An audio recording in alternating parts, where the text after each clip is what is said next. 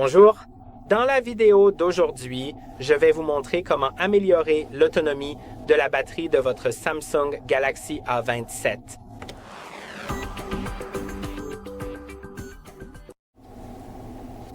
Pour améliorer l'autonomie de votre batterie, vous pouvez aller dans les paramètres et en ajuster quelques-uns.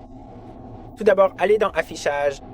Ce téléphone est équipé d'un écran AMOLED, ce qui signifie que si le mode sombre ne vous dérange pas, cela économisera votre batterie, car l'affichage du noir sur un écran AMOLED ou OLED ne consomme aucune énergie, alors que l'affichage de toute autre couleur en consomme, puisque chaque pixel s'allume individuellement.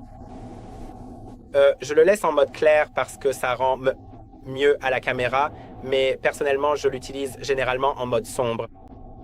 Ensuite, vous pouvez aussi configurer les paramètres du mode sombre si vous souhaitez le programmer pour qu'il ne s'active qu'à la tombée de la nuit. Maintenant, l'autre chose à faire est de baisser la luminosité si cela ne vous dérange pas non plus. Cela permettra à coup sûr d'économiser votre batterie.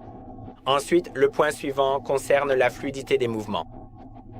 Par défaut, c'est réglé sur adaptatif, ce qui signifie que votre écran se rafraîchit à 120 Hz, soit nm essentiellement 120 images fixes par seconde, et c'est ainsi que fonctionnent les animations et cela semble très fluide.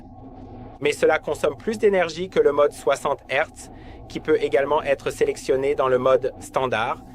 Je vous recommande d'abord d'utiliser le mode adaptatif pour voir ce que vous en pensez, puis d'essayer le mode standard pendant une semaine ou deux pour voir si vous constatez une différence, si vous ressentez la différence. Et si ce n'est pas le cas, réglez-le sur standard. Et si vous la voyez, déterminez si cette différence vous importe. Si cela ne vous importe pas, réglez-le sur standard. Si cela vous importe vraiment, vous pouvez le régler sur adaptatif, mais c'est à vous de voir. Les gens ont des préférences différentes. À ce sujet. Maintenant, la dernière chose est la mise en veille de l'écran et je recommande de la régler sur genre 30 secondes. Donc, après 30 secondes d'inactivité sur le téléphone, si vous ne cliquez sur rien ou si vous ne faites pas défiler, l'écran s'éteindra. Je le laisse sur 10 minutes parce que c'est plus confortable pour moi quand j'enregistre des vidéos et que je parle un peu plus de 30 secondes parfois. Mais je recommande de le régler sur une valeur plus basse. Bien sûr, si vous regardez une vidéo, l'écran ne s'éteindra pas. Il ne s'éteint que si vous ne regardez pas de vidéo ou si vous ne cliquez sur rien. Donc voilà. Maintenant, les prochaines choses se trouvent dans Batterie. Ensuite, dans Batterie, vous pouvez voir le mode économie d'énergie. Vous pouvez l'activer ou le désactiver et vous pouvez même le régler en fait. Vous pouvez le régler sur standard, puis aller dans les paramètres pour ajuster ce que fait ce mode. Sinon, optez pour le mode maximum. Vous pourrez alors choisir quelles applications restent actives. Seules celles que vous aurez sélectionnées fonctionneront et se rafraîchiront en arrière-plan. Pour toutes les autres, l'accès sera restreint et elles ne s'actualiseront pas, ce qui permettra de prolonger significativement la durée de vie de votre batterie. Mais bien sûr, ce n'est pas vraiment quelque chose que vous pouvez laisser activer tout le temps, seulement lors de certaines occasions où vous avez réellement besoin que votre batterie dure plus longtemps ce jour-là. Ensuite, vous pouvez trouver les limites d'utilisation en arrière-plan et c'est très important parce que certaines applications, presque toutes les applications se rafraîchissent en arrière-plan. Ce qui signifie qu'elle télécharge des éléments, télécharge des notifications, télécharge des mises à jour, envoie des informations, communique avec les serveurs et ce genre de choses. Et certaines d'entre elles vous seront réellement utiles. Vous aurez besoin des notifications des messageries, de WhatsApp ou de tout autre type d'outils de communication. Ensuite, vous aurez aussi besoin des notifications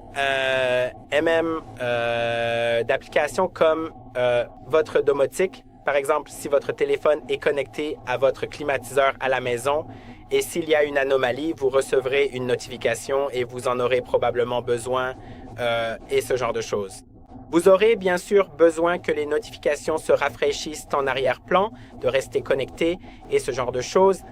Mais pour les jeux, pour les choses que vous n'utilisez pas souvent, comme certaines applications de boutiques en ligne que vous n'ouvrez que lorsque vous en avez vraiment besoin, vous pouvez les mettre soit dans les applications en veille profonde, soit dans les applications en veille. Pour ce faire, cliquez sur l'une ou l'autre de ces options, cliquez sur le plus, puis sélectionnez l'application que vous souhaitez y placer, MM, comme ceci. Et puis, dans les applications en veille, les applications se rafraîchiront rarement, donc vous recevrez des notifications, mais elles pourraient être retardées. Et les applications en veille profonde ne se rafraîchiront pas en arrière-plan, elles ne resteront actives qu'une fois ouvertes et deviendront inactives dès qu'elles seront fermées. Ce sont tous les paramètres pour améliorer l'autonomie de votre batterie. Mais maintenant, une dernière chose pour améliorer la longévité de votre batterie sur une certaine période de temps, disons quelques années. Et pour cela, je recommande vivement d'aller dans protection de la batterie, de vous assurer qu'elle est activée, de la régler sur basique et d'activer la protection du temps d'écran. Je ne peux pas le faire maintenant parce que je n'ai pas de Wi-Fi. J'ai besoin d'utiliser le Wi-Fi juste pour l'activer ensuite. Ça fonctionne tout seul. Mais cela apprend essentiellement vos habitudes de charge et ajuste les modèles en conséquence, de sorte que lorsque vous allez dormir et brancher votre téléphone, ce que la plupart des gens font, et c'est tout à fait correct de le faire, alors il se chargera jusqu'à 80% et mettra la charge en pause jusqu'à environ 1 heure avant l'heure à laquelle vous êtes censé vous réveiller. Ensuite, il reprendra la charge et chargera jusqu'à 100% à un rythme très lent afin qu'il termine peu avant que vous ne vous réveilliez et ne commenciez à l'utiliser. J'espère que cette vidéo vous a été utile. N'oubliez pas d'aimer et de vous abonner et je vous retrouve dans la prochaine.